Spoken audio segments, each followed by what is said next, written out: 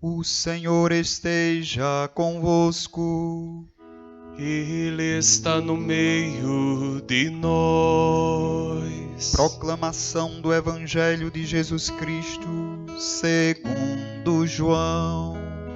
Glória a vós, Senhor. Deus amou tanto o mundo que deu seu Filho unigênito, para que não morra todo o que nele crê, mas tenha a vida eterna. De fato, Deus não enviou seu Filho ao mundo para condenar o mundo, mas para que o mundo seja salvo por ele. Quem nele crê não é condenado, mas quem não crê já está condenado, porque não acreditou no nome do Filho unigênito. Palavra da salvação. Glória a vós, Senhor.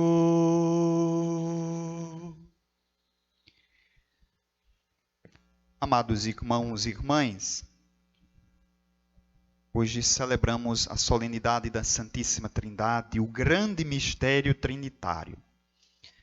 Por isso que gostaria de propor alguns passos para a reflexão. Por mais que a Trindade seja mistério absoluto e a nossa compreensão humana ou a nossa intelectualidade, o nosso intelecto não consiga abarcar a sua totalidade, nós somos chamados a mergulhar no mistério e a tentar explicar um pouco daquilo que a Trindade se revelou. Claro que a plenitude da revelação se deu em Jesus Cristo, mas a nossa capacidade ainda não captou toda a plenitude da revelação. Por isso, se faz necessário alguns acenos para a realidade da Trindade Santa, a catequese que nos foi passada, a catequese bíblica, teológica, o que é que nós devemos abstrair ou ter da Trindade como algo verdadeiro, essencial para cada um de nós. Veja, a primeira coisa é tirarmos um pouco da cabeça da gente essa imagem da Trindade um pouco deturpada, das pessoas divinas. Logo que nós falamos na Santíssima Trindade, logo se imagina em 3 pessoas e um só Deus. Ótimo. Mas às vezes confunde 3 deuses em 3 pessoas. Ou não há pessoas, é só um Deus. O que é que a igreja diz da Trindade? Ou o que é a Trindade? Quem é esse Deus que nós acreditamos? Porque há uma diferença quando nós distinguimos, porque pode ser que imaginemos um Deus como os muçulmanos. Existe um único Deus que está no céu, que criou e não interfere mais em nada aqui presente, apenas está lá olhando os erros, olhando os pecados e como nos punir. O nosso Deus, o Deus que acreditamos, ele é Deus trinitário. E então a catequese foi colocando um pouco, mas às vezes nós não abstraímos bem. É tanto que, veja, depois que a devoção de Trindade Goiás se estendeu com relação ao Divino Pai Eterno, o título Divino Pai Eterno não está errado, mas como as pessoas relacionam-se com o Divino Pai Eterno, às vezes está errada. Veja, a maioria das pessoas, quando vão pedir a intercessão, diz assim: graças a Deus e ao Divino Pai Eterno. Olhe, quem é Deus? E quem é esse Pai Eterno que nós estamos falando? Não é a mesma pessoa? Por que é que eu estou distinguindo graças a Deus e ao Divino Pai Eterno? O Pai Eterno não é o Deus? Então eu não deveria distinguir. Outra coisa, nós confundimos as pessoas, as ações ou as missões das pessoas da Trindade Santa. A teologia vai distinguir na Trindade aquilo que eles vão chamar em latim de ad intra relação, ad intra e ad extra. Vamos tentar acompanhar, os termos às vezes é complicado, mas vamos tentar explicar. A relação das 3 pessoas divinas entre elas mesmas é de paternidade, filiação e processão. Ou seja, o Pai, Deus é Pai, Cristo é Filho do Pai e o Espírito procede do Pai e do Filho. A relação ad extra, ou seja, como a Trindade se relaciona conosco é Criador, Salvador e Santificador. Por isso, Deus Pai cria, o Filho salva, o Espírito santifica. Veja que quando, às vezes, até mesmo o compositor foi compor aquela ladainha de ave cheia de graça, ave cheia de amor, ele comete um deslize. Quando trata de Maria, na primeira estrofe, ele vai dizer: Mãe do Criador, rogai. Maria não é mãe do Criador. Maria é mãe do Salvador. Veja, sutilmente aparece aqui, mas confunde teologicamente as três pessoas divinas. Jesus não é o Criador, Jesus é Salvador.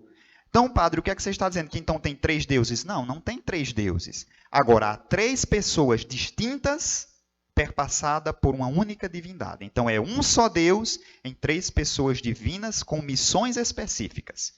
Relação entre eles, paternidade, filiação e processão. Relação deles conosco, criação, salvação, santificação. Essas são as relações da Trindade Santa para com cada um de nós. Agora, quem é de fato este Deus unitrino? Quem são essas três pessoas? Como é que nós nos relacionamos com eles, ou como deve ser a nossa relação com o mundo à luz da relação deles? Leonardo Boff escreve um livro, um verdadeiro tratado atual da Trindade Santa, e o título do livro em si já é uma grande catequese. Santíssima Trindade, a comunidade perfeita. É o símbolo, é o sinal da comunidade perfeita. Primeira coisa que nós ouvimos hoje do livro do Êxodo. Nós acabamos de ouvir na primeira leitura a imagem que se tinha de Deus e um Deus castigador. E aí Moisés vai falar quem de fato é Deus em algumas características. Ele diz: Senhor Deus, Senhor, Senhor, Deus misericordioso e clemente, paciente, rico em bondade e fiel. Veja quantos adjetivos: misericordioso, clemente, paciente, rico em bondade e fiel. A imagem daquele Deus que se tinha, do Deus castigador, do Deus que estava para punir o povo, Moisés começa a dizer aqui, como é esse Deus? Ele é misericordioso. Esse Deus que tanto amou, que aí a relação deles fruto da relação deles é a criação, desta relação trinitária e perfeita da Santíssima Trindade, desta família. Então, aqui Moisés apresenta, ele é paciente, é bondoso, é compassivo, ele é fiel. Se assim nós não cremos, acreditamos num Deus que não é o Deus verdadeiro. Veja, mais uma vez volta à questão catequética. Aquela imagem que nós passamos, às vezes, para os nossos catequizandos, que nós passamos para os nossos filhos, para os netos, para os sobrinhos, de um Deus que castiga, é uma imagem errada. Não faça isso porque Deus castiga. Não faça isso porque Deus não gosta e Ele vai lhe castigar, você vai se dar mal. E a criança vai crescendo com a imagem de um Deus que é castigador. E o nosso Deus não é um Deus que castiga, é um Deus que ama. Ele deixa proceder de si o amor divino. E esse amor divino é uma pessoa, é a Santíssima Trindade. Por isso que nós vamos ver, a partir do Evangelho, este Jesus que vem, é o amor encarnado, não é o verbo de Deus encarnado, melhor dizendo, que vem para dizer quem de fato é Jesus Cristo. É tanto que ele diz, eu não vim para condenar o mundo. Nós que ainda temos aquela imagem do Jesus que vai vir para julgar, para condenar. Gente, devemos tirar isso da cabeça. Mas como é, padre? Afinal de contas, Jesus não é o justo juiz? Exatamente, ele é justo juiz. Por isso, quem condena, quem sentencia, não é Jesus. Somos nós mesmos. Nós somos auto-juiz de nós mesmos. Somos promotores de nós mesmos. Portanto, quando Jesus vier em sua glória, na parousia, como nós chamamos na teologia, ele não vem para dizer você fez isso aqui, por isso, não. É a minha ação, são as minhas atitudes, as minhas escolhas livres e conscientes e volitivas. Ou seja, eu faço a coisa, tenho vontade, sou livre e tenho consciência do que eu estou fazendo, que será o meu juízo. Não é a Trindade que julga. O julgamento que a Trindade teve para com a humanidade se sentenciou em Jesus Cristo no Calvário. A sentença foi salvação para todos. Essa é a sentença. Agora, eu posso livremente recusar esta salvação a partir das minhas atitudes, das minhas ações, do meu agir não evangélico. Então veja, a imagem que nós temos, que devemos ter da Trindade, não deve ser essa imagem de algo ou alguém que condena, que massacra, que gosta de ver o nosso sofrimento. Aí é uma imagem deturpada de Deus. Nós precisamos ver a imagem de um Deus que criou no amor. Por isso, Santo Irineu de Leão, no início do cristianismo, quando ele fala da Trindade, ele vai dizer que o Pai, ou melhor, que o Filho e o Espírito Santo são os dois braços que Deus cuida ou cria toda a criação. Veja como isso é bonito. O Espírito e o Filho são os braços com que o Pai cria.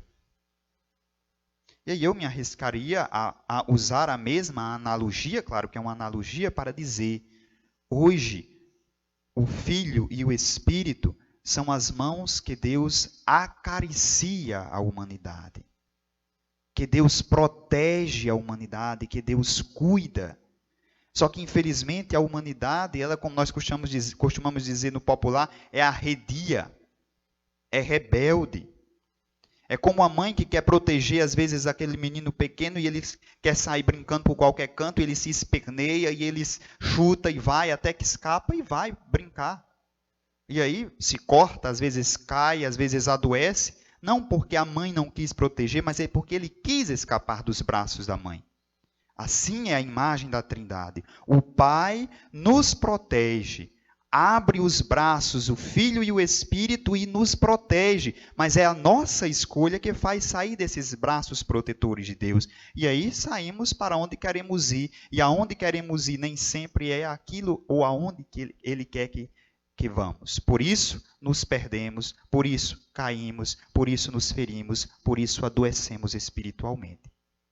Por isso, meus irmãos e minhas irmãs, olhando a imagem da comunidade perfeita, que é a Santíssima Trindade, imaginemos a nossa sociedade hoje que vive o isolamento social. O isolamento não pode significar solidão, porque nós somos comunidade, somos família. Deus não é solitário, Deus é família. Viveu a eternidade, vive a eternidade feliz na comunidade perfeita. E quer que nós também participemos desta comunidade. Mas isso é uma escolha nossa. A abertura foi dada, a outorga já foi dada, agora é minha escolha participar desta comunhão divina. E essa comunhão divina perpassa ou se faz na comunhão com o outro.